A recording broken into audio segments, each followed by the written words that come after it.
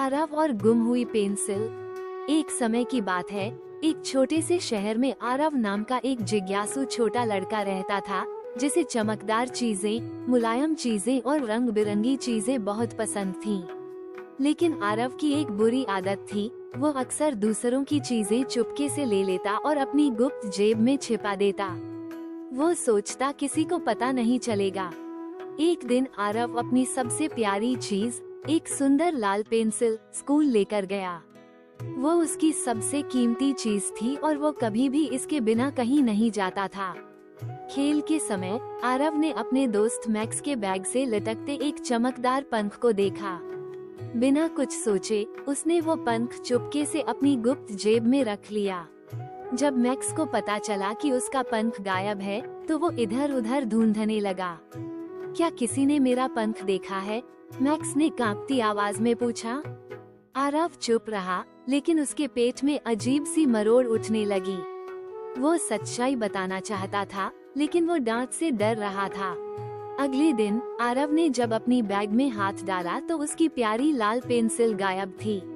उसने अपनी desk, locker और गुप्त जेबें तक छान मारी, लेकिन पेंसिल नहीं मिली। घबराकर उसने अपने सहपाठियों से पूछा, क्या किसी ने मेरी सुंदर लाल पेंसिल देखी है? लेकिन सबने मना कर दिया। आरव को तब एहसास हुआ कि कुछ कीमती चीज खो देने का दर्द कैसा होता है। उसे समझ आया कि जब मैक्स का पंख गायब हुआ था, तो वो कितना दुखी हुआ होगा।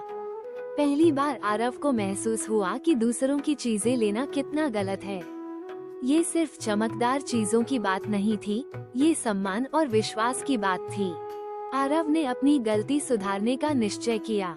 वो मैक्स के पास गया, पंख उसे लौटाया और बोला, माफ कर दो मैक्स, मैंने तुम्हारा पंख ले लिया था।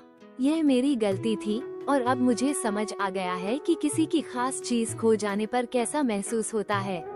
मैक्स थोड़ा झिझका, फिर मुस्कुराया। सच बोलने के लिए शुक्रिया, आरव। हालांकि आरव को अपनी पसंदीदा पेंसिल फिर कभी नहीं मिली, लेकिन उसने एक ऐसा सबक सीखा जो उसे जिंदगी भर याद रहेगा।